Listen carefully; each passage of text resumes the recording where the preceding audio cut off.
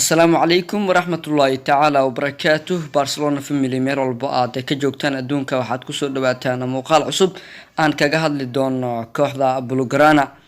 برشلونة أي مدبل كعيار دون تصديد كلن أو مهم ورجيس كماركا يا شاعك قاضي كل مدة أي برشلونة كعيار إسو كدي فسحة حلالك كواسوا كوا مهم أولي باقو أمين كراح العيارات كذا. برشلونة iyo filfirdi ayaa ku nooleen waqti fiican iyadoo ay kooxdu ku bilaabatay xilli ciyaareedka si aan fiicnayn lagana badiyay 3 kulan ilaa haatan horyaalka laba barbardhacna lagu qabtay tartanka ugu xiisaha iyo xamaasadda badan qaaradda Yurub ee Champions League 8 kulan ee sugaysa Barcelona oo ay ka mid tahay El Clasico.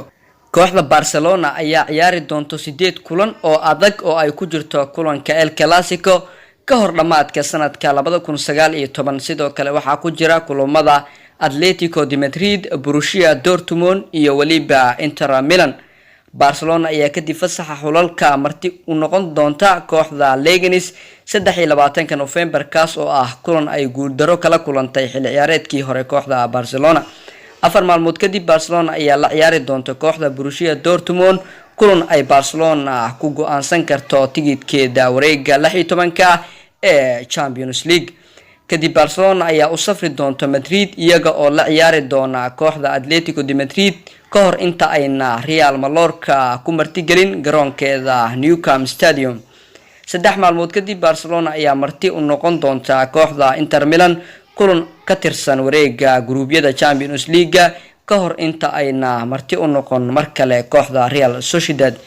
Barcelona ayaa kadib marti gelin doonta kooxda Real Madrid kulan El Clasico kahor inta ayna sanadka 2019 ku soo xirin kulanka Alves 4 maalmood kadib. meeqa dhibcood ayaa isleedahay way ka heli doontaa kulamadan fooda ku soo haayo kooxda Barcelona. haddaba taageere aragtidaada waa muhiim.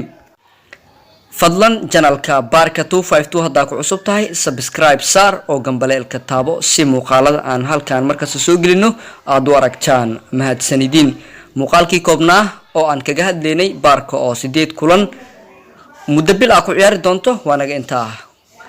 anigoo Ismaaciil Saafi ayaa barnaamijka idin socodsiinayay xagga muuqaal habeenta waa saaxiibkii Cabdirasaaq Maxamed Axmed.